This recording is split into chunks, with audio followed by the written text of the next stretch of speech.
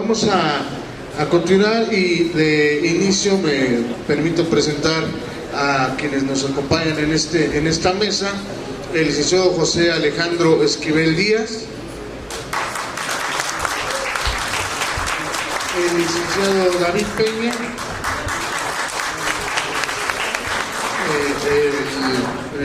parte de las víctimas de algunos procesos penales judiciales. Está con nosotros también Alejandro Lugo, que nos hace favor de acompañar, está dando toda la custodia, y el compañero Ilia Haddad Infante.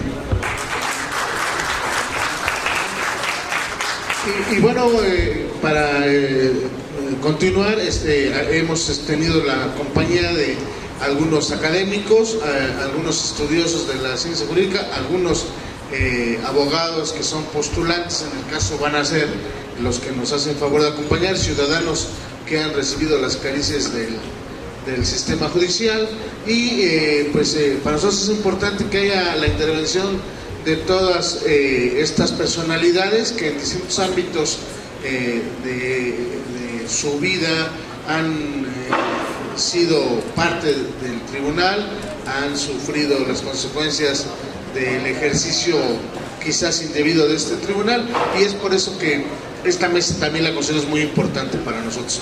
Iniciaríamos por dar el uso de la palabra al licenciado José Alejandro Esquivel Díaz, quien es licenciado en Derecho, es integrante de la Liga de Abogados 1 de Diciembre MX, defensor de Jesse Alejandro Montaño Sánchez e integrante del Frente Oriente de Detenidos y defensor también de los integrantes del Frente Oriente, que son los detenidos el 10 de junio, no lo vaya yo a involucrar en el término, y iniciaríamos por darle el uso de la palabra. Y de antemano también agradecer la presencia de ustedes por continuar en este importante, interesante, en estas mesas. Gracias. Gracias. Buenas noches a todas y todos. Agradezco infinitamente la invitación a este foro.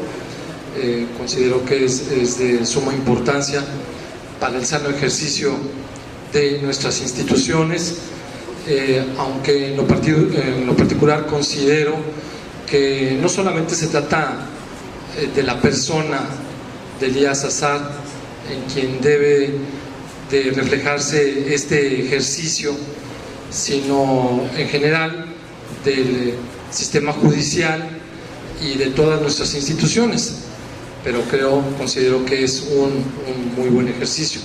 Esto por lo que comentaba el doctor Roberto Hernández en relación a la percepción que tenemos en conjunto la sociedad en cuanto a la credibilidad en nuestras instituciones. Considero que la mayoría, si no es que todos nosotros, hemos sido víctimas en mayor o menor grado de este sistema que actualmente considero que está en un punto crítico en cuanto a la institucionalidad, en cuanto a la creencia por parte del ciudadano. Me voy a referir específicamente a los casos concretos que tengo a mi cargo en la defensa de los compañeros que, por el ejercicio de la libertad de expresión, que por el ejercicio de su derecho a disentir del sistema opresor que estamos viviendo, actualmente se encuentran en situación de cárcel o situación de proceso, sentenciados, en mi consideración y en consideración de muchos de nosotros, en forma injusta.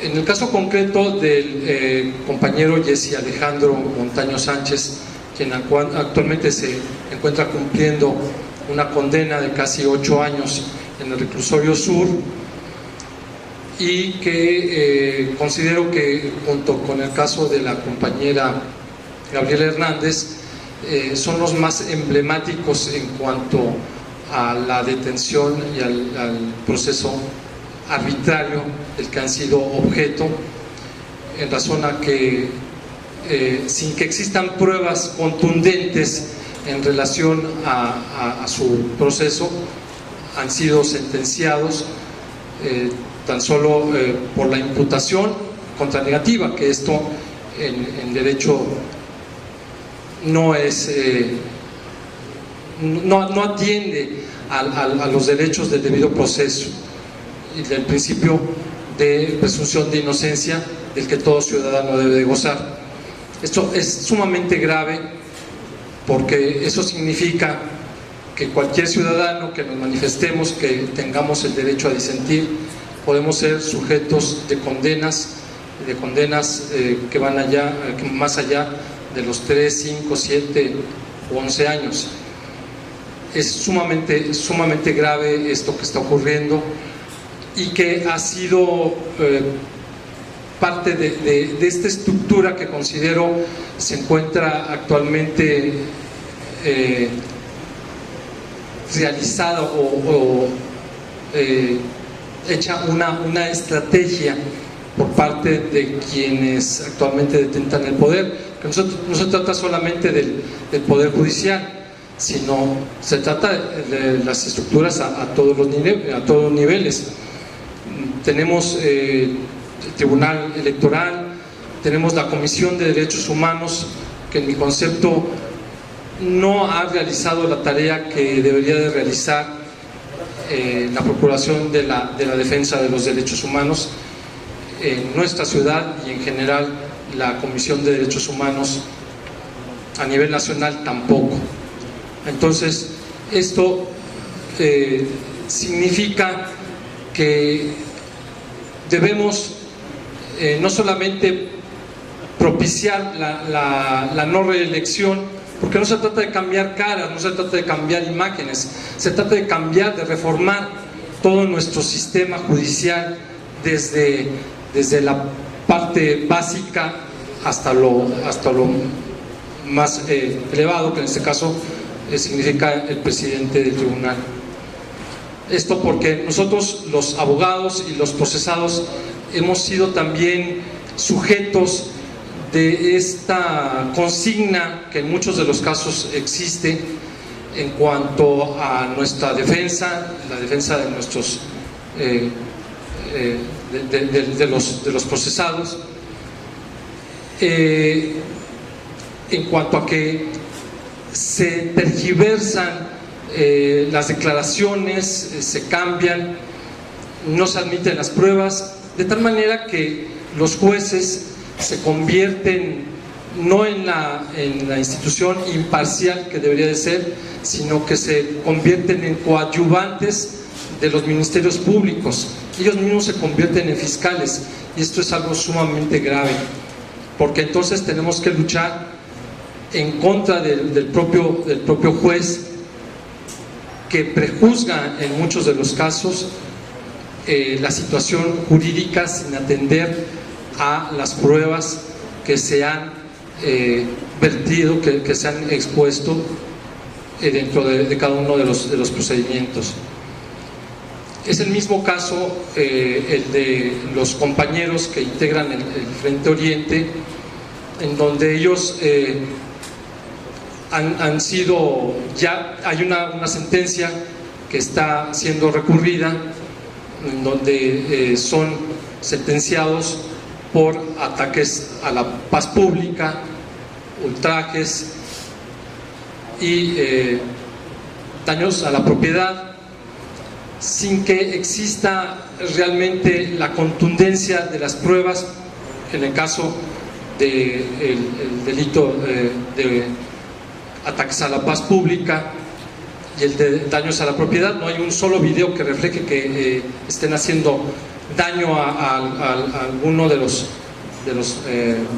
inmuebles o de los equipos, por una parte, y por otra existe la circunstancia de que en cuanto al delito de ataques a la paz pública no puede referirse como que se llenan los elementos del delito, puesto que no existe esta violencia a la que hace referencia el artículo 362 del Código Penal, ni tampoco se está dando violencia en contra de las personas. En todo caso estaríamos hablando de las instituciones. Por ello considero que es grave el hecho de que actualmente tengamos estos procedimientos por consigna y que atentan en contra de un sano ejercicio de la justicia. Sería todo por mi parte. Gracias.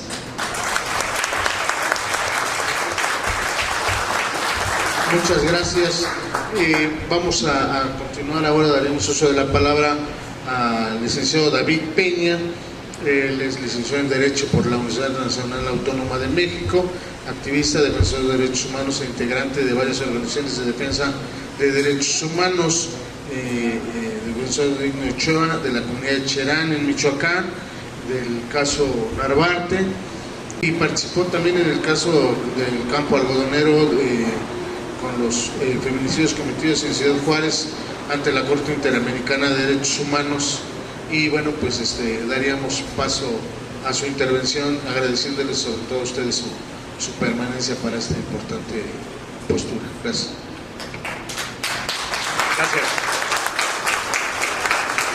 Igual un poco, digamos, a partir de la experiencia que hemos tenido no solo en la defensa de casos de violaciones a derechos humanos a nivel nacional e internacional, sino a partir de la defensa que hemos tenido justo de casos, particularmente en el Distrito Federal, hay varios ingredientes o varios componentes que me parece que se tienen que tener en la discusión, más allá de fijar una posición de si estamos en contra o a favor de que el presidente del Tribunal de Justicia del Distrito Federal tenga la posibilidad de reelegirse o que él quiera reelegirse.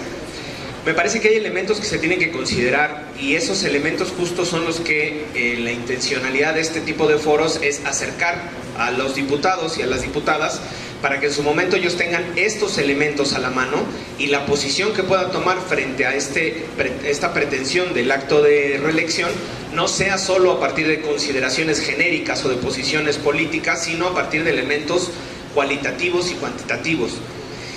Independientemente de los casos que se han señalado ya en estas ponencias, que han sido casos emblemáticos, casos representativos de una incorrecta actuación del Poder Judicial, encabezado por el presidente del Tribunal Superior de Justicia del Distrito Federal, a mí me parece importante incluso analizar lo que representa la reelección en sí misma. La reelección como un mecanismo de refrendo o de validación al trabajo de alguien. Cuando tú reeliges a una persona es porque estás reconociendo el trabajo de esa persona, estás validando el trabajo de esa persona. Y en este caso, el mecanismo de reelección que está contemplado para el presidente del Tribunal Superior de Justicia no es un mecanismo para validar su trabajo, es un mecanismo para perpetuar su poder en el puesto que está ostentando hoy.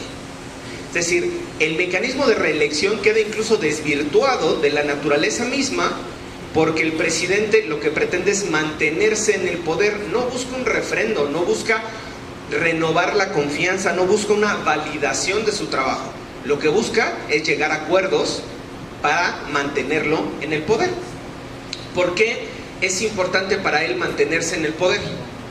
Diríamos, bueno, pues porque tiene acceso a recursos, porque tiene poder político, porque tiene presencia pública, pero sobre todo porque tiene acuerdos populares, tiene negocios, tiene intereses que han comprometido, y este es el segundo elemento, la independencia del Poder Judicial. El primero es que no es un acto de validación y de refrendo a su trabajo. El segundo es que con ese trabajo ha comprometido la independencia del Poder Judicial. No en un caso, no en 3 casos, en muchos casos que se han documentado. En los años que lleva como presidente del Tribunal Superior de Justicia, se ha comprometido la independencia del Poder Judicial. ¿Por qué? Porque justo él ha facilitado o ha aceptado que la justicia se utilice con un uso faccioso. ¿Qué es un uso faccioso? Que es un uso dirigido, es un uso no imparcial. Hay una construcción que se hace desde la Comisión Interamericana de Derechos Humanos, en el caso del general Gallardo, en donde establece que cuando hay un procedimiento legal o aparentemente legal que se usa para afectar a una persona, para violar derechos, es un desvío de poder. En este caso, la conducta del presidente del Tribunal Superior de Justicia y de algunos jueces y magistrados se ha caracterizado por ser una acción de desvío de poder. ¿Actúan conforme a la ley? Sí, porque están facultados para hacerlo. Lo que no están actuando es conforme al derecho, conforme a los principios de derechos humanos y mucho menos conforme a la justicia. El siguiente elemento, que ya lo comentaba mi compañero abogado, es justo en esta pérdida de independencia, cómo se han establecido la utilización de jueces y juezas de consigna adentro del tribunal. Ustedes dirán, bueno, ¿qué son los jueces de consigna? Es al juez que le habla el presidente del tribunal y le dice en qué sentido va a ir su fallo. Entonces, cuando nosotros decimos, oye, la independencia del Poder Judicial y las pruebas, entonces presentamos un chingo de pruebas y descargo y testimonios y videos, ¿no? Para que al final solo reciba la llamada del presidente y el presidente le diga, ¡pum!, ¿en qué sentido vas a resolver? Ya sea o porque el presidente quiere generar una presión con esos casos, o porque ya acordó en otro lado el sentido de los fallos. En ese sentido han estado 1 de diciembre, 10 de junio, 27 de septiembre, 2 de octubre, los casos de las movilizaciones, de las marchas de los años anteriores, 2013, 2012, 2013 y 2014, han establecido un criterio en donde, independientemente de las pruebas que se presenten, de los alegatos que se presenten, las sentencias y las resoluciones van apegadas a una línea. No es una línea de justicia, es una línea de acuerdos políticos. Por eso el presidente está tan interesado en mantenerse en esa posición. El siguiente, digamos, ya para ir haciendo un cierre, porque ha sido la jornada muy larga, es justo la actuación que ha tenido la presidencia del Tribunal Superior de Justicia. Ha trastocado los principios democráticos de esta ciudad. Si nosotros hemos criticado severamente la actuación de la Procuraduría del Distrito Federal y hemos señalado que la actuación de Secretaría de Seguridad Pública ha sido violatoria de derechos humanos, que el procurador acusa sin fundamento, que mete gente inocente a la cárcel, que fabrica casos, o bien que pretende resolver casos, como ahora el de la Narvarte, sin móvil, sin causa, sin motivo, sin nada. Agarró a 3 personas, dice, ellos fueron. Ay, ¿por qué lo hicieron? No, pues quién sabe. El tipo penal no me obliga a acreditar por qué lo hicieron, ¿no? Entonces, esa actuación de la Procuraduría, que a nosotros nos parece preocupante, y ahí igual a los diputados, en la reciente comparecencia del Procurador, me parece que la posición tendría que haber sido mucho más dura, mucho más crítica. No podemos permitir que una ciudad de izquierda tenga ese nivel de Procuraduría. Y en las comparecencias es el momento donde tenemos que cuestionar y criticar el ejercicio de gobierno. Sí es importante hacer alianzas, pero es mucho más importante que los servidores públicos que estén al frente de las instituciones respondan a los intereses de la sociedad, respondan a los intereses de la gente, no otra vez de acuerdos y de pactos y de componendas. Hoy estamos ante el riesgo de que el presidente del Tribunal Superior de Justicia vuelva a hacer los pactos, vuelva a hacer los acuerdos, vuelva a establecer esta dinámica que ha sido tan dañina para la ciudad, en donde es más importante tener el acuerdo con A y con B que atender y responder a lo que la gente está pidiendo. Y en este último punto, me parece que sería importante incluso colocar en la agenda, ¿no?, para el trabajo legislativo. Justo estamos trabajando nosotros ya en la revisión de la actuación del Poder Judicial, ¿no?, cómo podíamos establecer equilibrios y contrapesos al propio Poder Judicial. Habíamos tenido con el grupo de trabajo de la diputada Leira, a la vez estamos trabajando justo cómo modificar la conformación del Consejo de la Judicatura del Distrito Federal.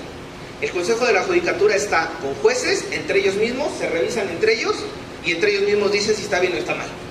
Entonces, cuando nosotros decimos, a ver, yo digo que la jueza 25 penal, que ha tenido los casos de las marchas, el Heber y que hoy tiene la Narvarte, no me parece que sea coincidencia que de 69 jueces penales que hay en el Distrito Federal, los casos emblemáticos le toquen a la misma. Ok, ¿cómo lo pruebo yo? Pues voy al Consejo de la Judicatura y le digo, oye, revísame los turnos, revísame qué está pasando con la actuación de esta jueza. Pero si hoy yo voy al Consejo de la Judicatura, se sienta el presidente, que es el que le da la línea, otros 4 magistrados, y entre ellos dicen, pues ¿para qué lo pelas este güey? Bueno, a lo mejor no lo dicen así, pero Más o menos, ¿no? Palabras más, palabras menos, ¿no? Con las palabras, correcto, ¿no? Entonces es importante trabajar, por ejemplo, ese tema. Paralelamente a la discusión de la reelección o no, que me parece que tendríamos que decir más bien cuáles son los perfiles que necesitamos para un presidente o una presidenta del Tribunal Superior de Justicia del Distrito Federal. Es decir, yo incluso colocaría en la mesa descartar completamente la reelección desde la posición de sociedad civil. Si nosotros discutimos hoy la posible reelección de Edgar Elías es porque tendría posibilidades, y desde la sociedad civil, salvo su mejor opinión, no tendría ni siquiera que inscribirse. Entonces no tendríamos que discutir la posible reelección, es decir, qué perfil necesitamos. Obviamente el de este señor no cumple con el perfil. Entonces en esa tarea legislativa creo que ahí podemos hacer, digamos, la mancuerna de cómo fortalecer sí las instituciones, pero cómo generar equilibrios. Lo que a esta ciudad le ha hecho mucho daño es que no hay equilibrios y contrapesos políticos. La construcción de equilibrios y contrapesos políticos permite fortalecer el sistema democrático y fortalecer las instituciones y la defensa de los derechos humanos de todas y de todos. Muchas gracias.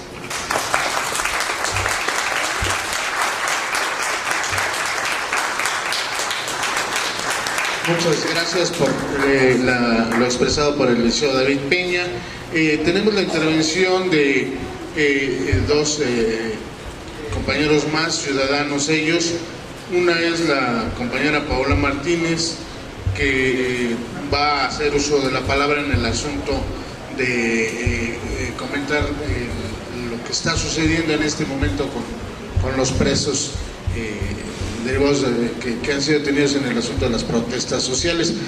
Me recuerdo en este momento que parece que el doctor Mancera ya era presidente Edmundo Elías Azar del Tribunal Superior y era quien detentaba el espacio en el Consejo de la Judicatura en el ramo penal.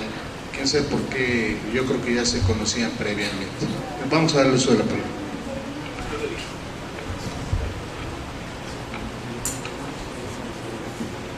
Hola, buenas noches. Bueno, yo vengo a hablar como familiar de un detenido del 1 de diciembre. Ahora sí que como afectados de primera mano de ser sometidos a un proceso judicial injusto, viciado, con jueces de consigna, en el que las acusaciones inverosímiles, como está documentado por organizaciones civiles e incluso por la Comisión de Derechos Humanos del DF, ¿no? Ampliamente. A raíz del 1 de diciembre de 2012 se viene una ola de persecución a activistas y a participantes en protesta social, periodistas y prácticamente al que va pasando, ¿no? Se puede hablar de las afectaciones familiares, laborales, individuales que genera estar sometido a un proceso.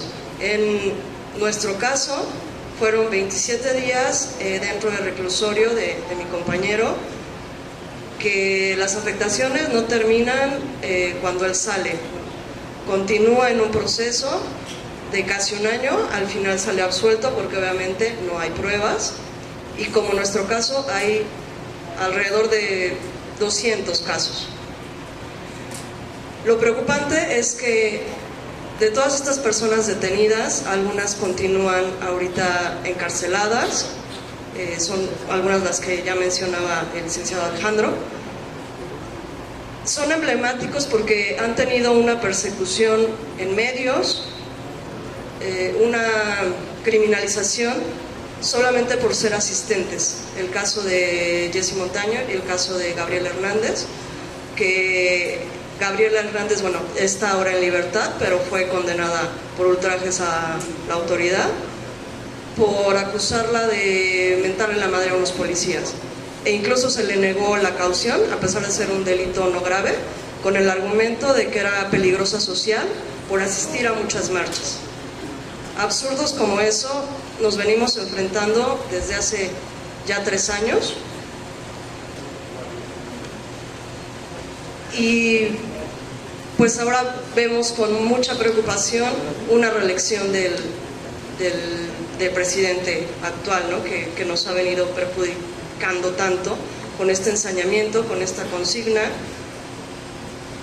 Hay otro caso que, bueno, no sé si lo van a abordar aquí ahora, un poco. Bueno, otro caso emblemático, 2 de octubre, un chico, Abraham Cortés Ávila, él estaba acusado de intento de homicidio por aventar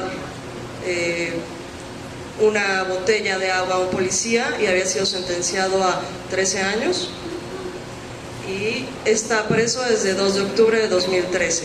Afortunadamente ya en la apelación lograron retirar ese cargo, ¿no?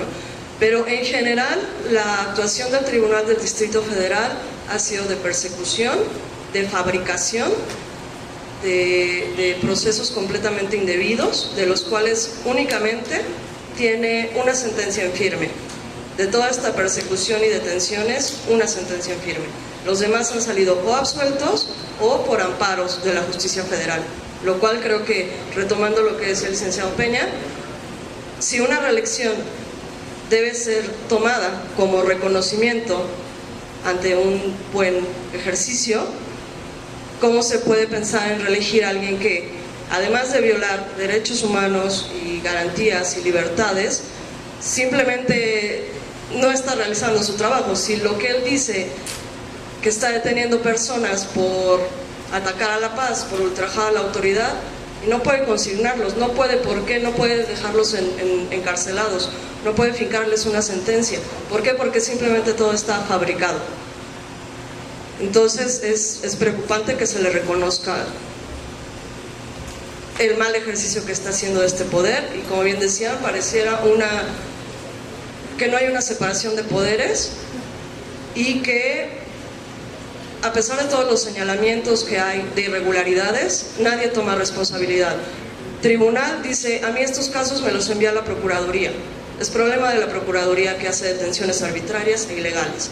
Cuando se cuestiona Procuraduría, dice, yo ya estos casos ya están en manos del tribunal, ya no es mi problema. Entonces, nadie asume responsabilidad y mientras tanto, 200, 300 vidas han sido afectadas sin ninguna consecuencia, sin ninguna investigación hacia los policías que detienen arbitrariamente, hacia los jueces que reciben y que admiten un caso, que reciben en reclusorio sin pliego de consignación, que dan validez y control constitucional a detenciones completamente arbitrarias e ilegales, bajo tortura, etcétera, etcétera, etcétera, ¿no? Entonces, pues la importancia de estos foros para visibilizar estos casos y buscar los canales, ¿no? para frenar estas irregularidades, ¿no? Por último, bueno, resaltar que si ha sido el desempeño del tribunal, cabe recordar que el Distrito Federal es de los estados más atrasados en la implementación del sistema penal acusatorio, ¿no? Entonces, eso también.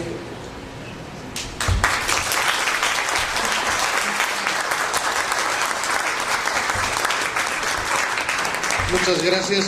Vamos ahora a proceder a dar el uso de la palabra al compañero ciudadano Ilia Haddad Infante. Él es expreso del 2 de octubre de 2013 y bueno, vamos a escuchar lo que nos haya de comentar. Gracias.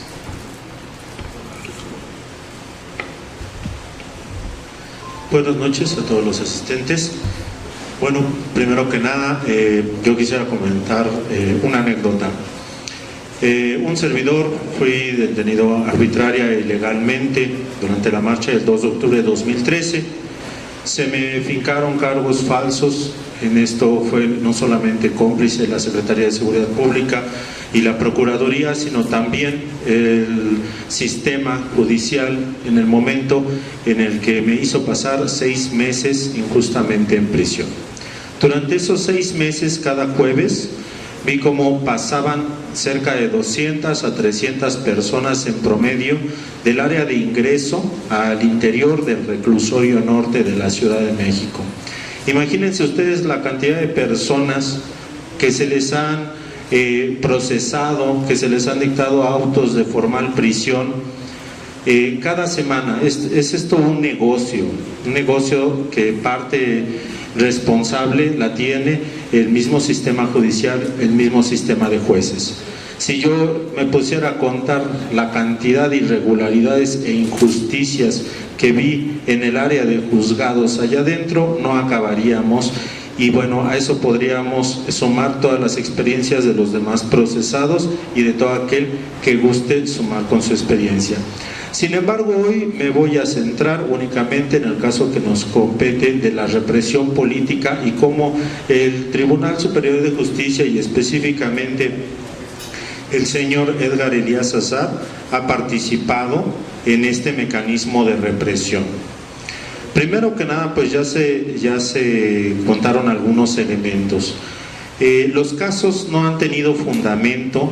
Esto se ha venido manejando desde diciembre de 2012, que los tipos penales no tienen un fundamento suficiente, no están generados, están planeados para hacer viva esta represión política instrumentada por toda la área operativa del gobierno de la Ciudad de México.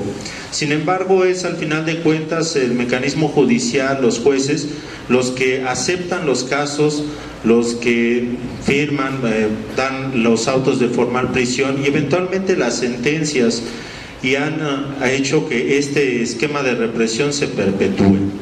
En el caso de un servidor, nosotros presentamos pruebas en video la primera semana de nuestro proceso.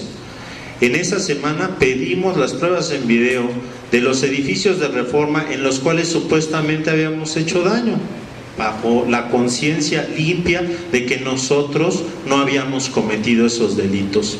¿Qué fue lo que pasó? Que el juzgado 40 de lo penal del señor Jorge Martínez Arreguín decidió que no iba establecer el procedimiento adecuado para urgir la presentación de esas pruebas, y en cambio lo iba a dilatar de tal manera que al término de esa semana nosotros íbamos a tener un auto de formal prisión, por el cual, como les decía, pasé 6 meses injustamente en prisión. Al final de esos 6 meses, la libertad se da porque el juzgado de amparo federal dicta que ese video se tiene que reponer su vista, tiene que verse en el juzgado y evaluarse correctamente como parte de las pruebas. El resultado, pues que es evidentemente ese proceso es construido, esos delitos son fabricados y se dicta nuestra liberación. Sin embargo, eso no se ha dado en todos los casos. ¿Por qué? Porque los procesos se han amañado y nosotros sabemos que no es una responsabilidad que quede en el juzgado. Durante el transcurso del proceso, desde los primeros días en que estuvimos en las audiencias, había personal de seguridad del tribunal en la audiencia, en el juzgado. Traían sus chícharos, toda su indumentaria electrónica de seguridad, traían su identificativo PIN a la institución a la que pertenecen, y eso quiere decir que había un interés político, que sabían las instituciones que esos procesos había que prestarles atención. Significa que ellos sabían la naturaleza jurídica del proceso y por supuesto su implicación política. Asimismo, los familiares acudieron ante el tribunal buscando repetidas veces hacerle saber de la naturaleza de los casos de su fabricación a este personaje, Edgar Elías Azar, y sin embargo nunca los recibió, únicamente mandó por ahí a 2 o 3 empleaduchos a que dieran por recibido y que nunca se hiciera nada al respecto. Esto no queda en los juzgados. El caso de Alejandro Bautista se llevó a los tribunales para la apelación, también responsabilidad de Edgar Elías Azar. Ahí se expuso en un documento específicamente cuáles eran las arbitrariedades que estaban sucediendo. ¿Por qué no podía aceptarse el caso de Alejandro Bautista? Porque había sufrido tortura que estaba acreditada con un protocolo de Estambul a través de la Comisión de Derechos Humanos del Distrito Federal. Y sin embargo, el tribunal también lo dejó pasar, ratificó la sentencia. El resultado, el mismo, hubo que ir a las instancias federales para que este proceso fuera derrumbado. Después de que el compañero pasó 1 año en prisión. Y no hablamos, como muchas veces los medios y las mismas autoridades quisieron hacer ver, de un jovenzuelo de 17, 20 años. No, estamos hablando de un actor, de un luchador social de 42 años. Una persona comprometida con su actuar social y que sin embargo pasó ese año injustamente en cárcel después de haber sufrido tortura. Esto afectó su salud y falleció en el pasado mes de abril. Así pues, esto tiene consecuencias vivas. No solamente son unos meses de cárcel, afecta y cuesta sangre a las personas que intentan manifestarse en nuestra ciudad. No son los únicos casos, por lo menos por lo que respecta al 2 de octubre, aparte de mi caso y aquellos que fueron inculpados junto conmigo, aparte del caso de Alejandro Bautista, tenemos el caso de Mario González. Sufrió tortura también, fue además arrestado y golpeado después de haber sido descendido de un camión allá en la calle Isabela Católica, junto con pasajeros del camión, fueron agredidos con macanas eléctricas. ¿Y cuál fue el resultado? Que el señor Mario González también fue procesado y la jueza, en ese caso me parece, dictó que era un sujeto de extrema peligrosidad. Razón por la cual también se pasó 8 meses de cárcel, además con riesgos para su salud después de haber puestos en huelga de hambre. Tenemos el caso actualmente de Abraham Cortés. Abraham Cortés, yo estuve en ese juzgado fuimos procesados los de la causa 235, supuestamente por los desmanes de Reforma, el señor José Alejandro y también Abraham Cortés. Y yo vi las audiencias, señores. Y en las audiencias se le ocurre decir al policía, cuando le preguntan, ¿le cayó algún objeto incendiario? Bueno, no, a mí no. Bueno, pero entonces, ¿qué le pasó a usted? Sentí un salpullido porque algo me salpicó. Razón por la cual el mismo juez Arreguín, aceptó la acusación de intento de tentativa de homicidio.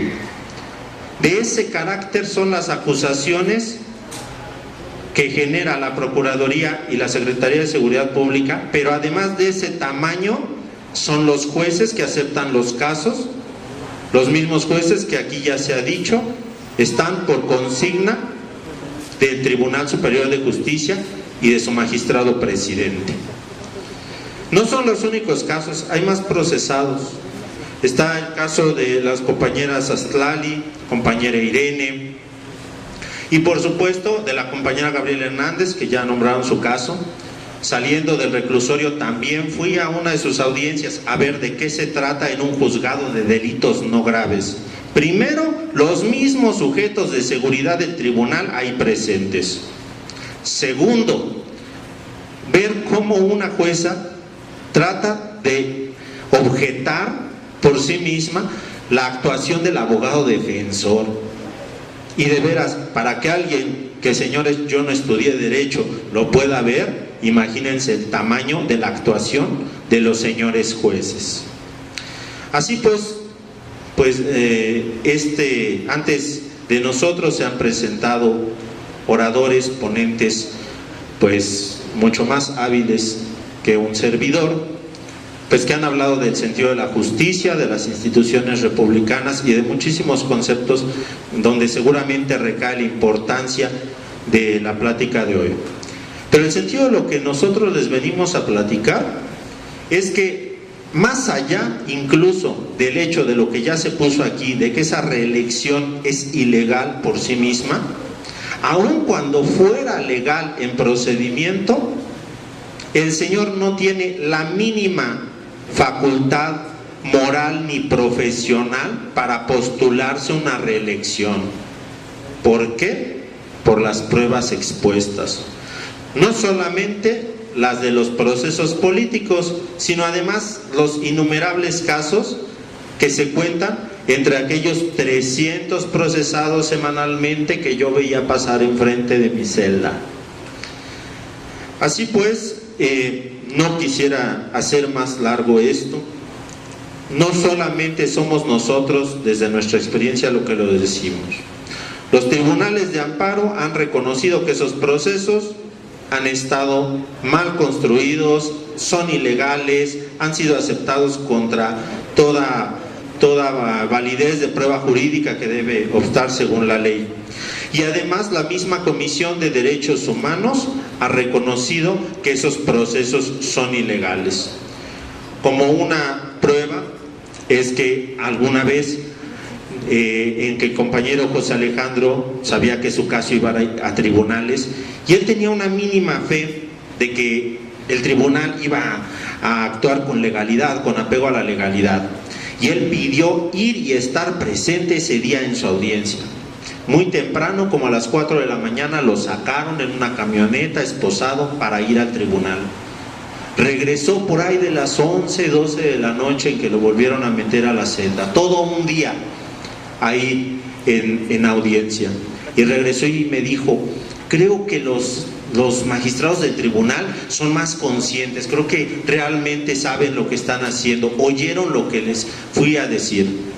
Y sin embargo tuvo que chutarse su sentencia y tuvo que esperar todavía 8 meses más para obtener su libertad, para que los encargados del amparo dijeran finalmente: el Tribunal de Apelación, y cito, el Tribunal de Apelación no dio respuesta a sus agravios, a todo lo que él fue a exponer. El tribunal ni osó responderlo, solamente dijo: ratifíquese esta sentencia.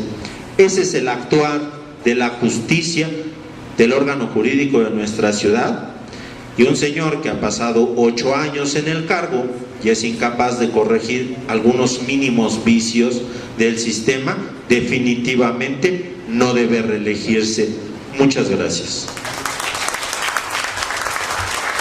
Bien, pues a nombre del Grupo Parlamentario de Morena en la Asamblea Legislativa del Distrito Federal, agradecemos a nuestros ponentes de estas 3 mesas, a los magistrados, a los diputados, al diputado coordinador de los diputados del Movimiento Ciudadano, a los académicos, a los abogados y a las víctimas de distintos procesos judiciales que los han llevado a la cárcel de manera injusta.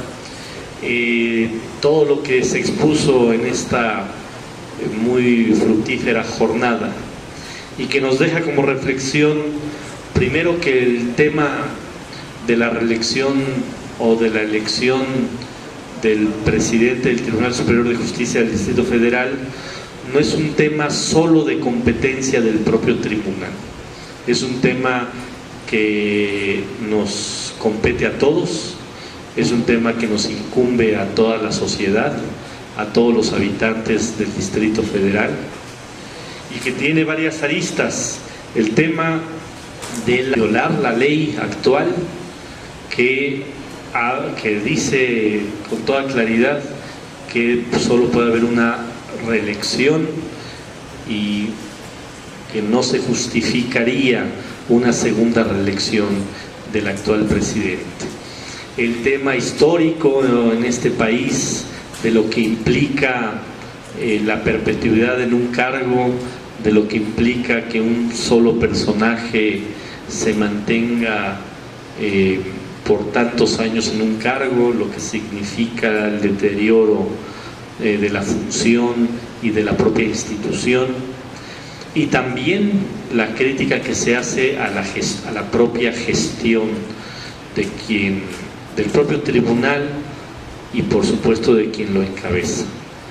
El Grupo Parlamentario de Morena ha estado desde su conformación pendiente de este tema, lo hemos dicho varias veces, el día de hoy organizamos este foro, pero vamos a hacer distintas acciones más para visibilizar el tema. No queremos que en lo oscurito los magistrados tomen una decisión a espaldas de la sociedad, y es una responsabilidad de los diputados, y en especial la hacemos nuestra, de los diputados de Morena, que esta decisión no se tome de manera, insisto, dando la espalda a los habitantes del Distrito Federal.